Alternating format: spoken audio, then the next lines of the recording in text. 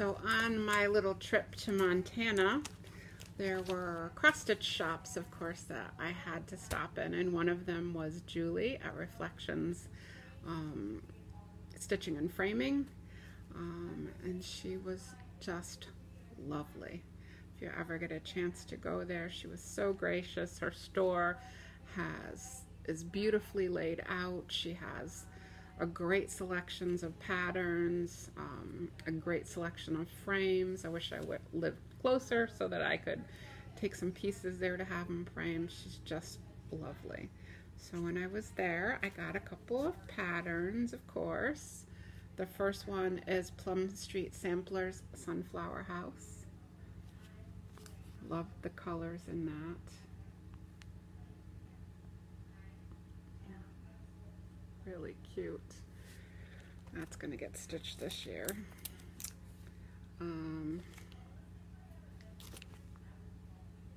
Where the Heart Rests by Brenda Gervais. Love that bird. So cute. Blackberry Lane Designs, When Cardinals Appear. We have beautiful cardinals here in Connecticut, and they often see them in the back feeder. So pretty.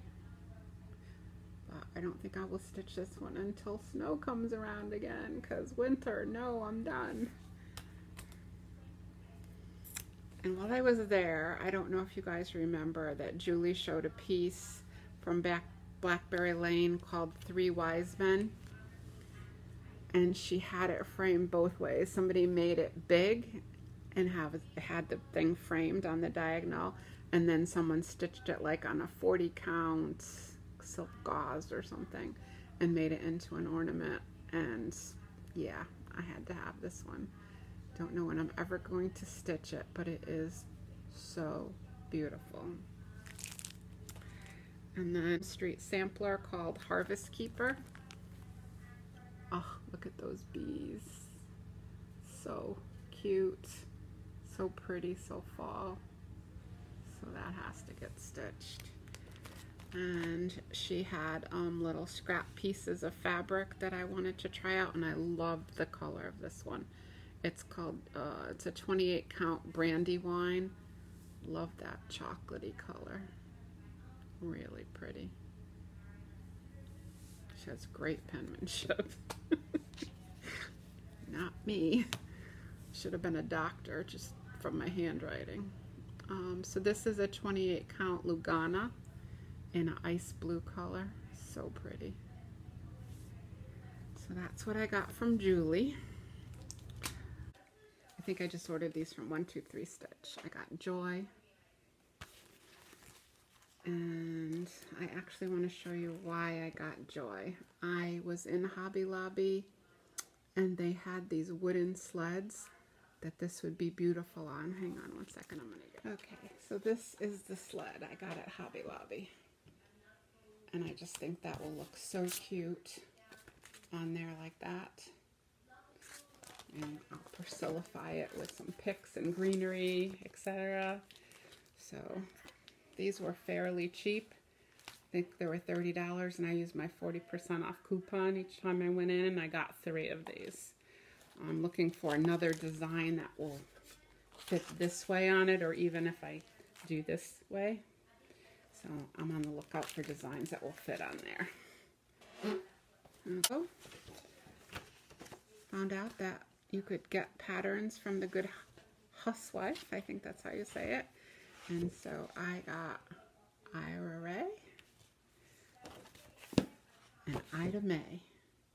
And then I found these frames at Hollywood. These circular frames. And I think they would look great in there. I'll have to take the mat board out. But I think those would look adorable next to each other in these black frames. Alright, and then the last one I got from her was the Book of Spells. So that's a cute little design. I think my son is going to pop the question soon to his girlfriend. And Vanna had shown, well, even before Vanna had shown how she finished these, I fell in love with these Brooks.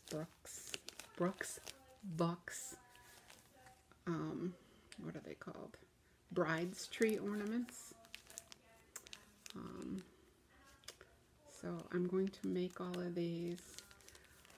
Try to finish them like Vanna. If I can't, then I'm sending them to Vanna. And then the other day I was in Joann Fabric and I found the most adorable little wedding box. Isn't that cute? And I will put them in there. So let the adventure begin. And life, isn't it an adventure? May not always go where we think it's going, but it definitely is an adventure. So cute. So that was that. Art that same day. I don't go shopping often, but when I go, like, all these things just kind of fell into place. And the Pioneer woman, she has a little set of dishes and she has placemats, etc. And I found these salt and pepper shakers. They come apart, but they got the doggies here, got your old whiskey barrel, or water barrel, I guess, your hay, and they just go together. I just thought they were adorable, just to put on the table to add to the country theme. So cute. Okay. The same day, we went to Savers, which is a thrift store that we have here, and I found this beautifully stitched hummel. Oh my God. It's in pretty rough shape.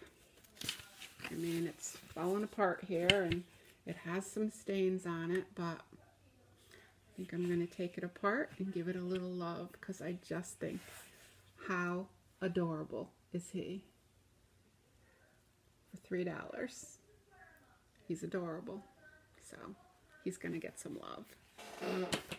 In a recent Priscilla video that she used an old muffin tin to mount a project on, so I found this perfect for the magnets. I'm going to clean it up a little bit and see what I can put on here. And the one last thing I want to talk to you about is everybody is getting on this quilt bandwagon, and I have a friend who's like an awesome quilter. She's done millions. So she talked me into going to a quilt class last year, and it was the block of the month, but every month we learned more and more intricate blocks, and that's really not my style. I'm more of a shabby chic kind of girl, and I like it to have meaning behind it, and I like what Priscilla and Chelsea are doing with the little squares. Doesn't have to be perfect, but it's made by you. So whoever you would give that to, hopefully they appreciate what you did. Now, like I said, I'm a nurse. I've been a nurse for over 30 years. And right now I'm in case management at our hospital. So I don't wear uniforms anymore. So I was cleaning my closets, and I had this huge bag of uniforms that, of course, you collect over the years. You know, all kinds of colors and patterns. And so I don't know who I was watching, but somebody had done something with someone's flannel shirts. And I was like, wait a minute. I don't have to throw those away or give those to Goodwill. What if I cut them up and made a quilt for my boys? So I started doing that. So this is some fabric from a shirt that I had. So that's just one shirt. I think that's quite a bit. I don't know, I've never made one before, but that's one fabric. Kind of time consuming to cut these things up. I thought it would be a lot easier, but cutting them up and getting them perfect. This is another shirt that I had. I mean, I think the colors still go together.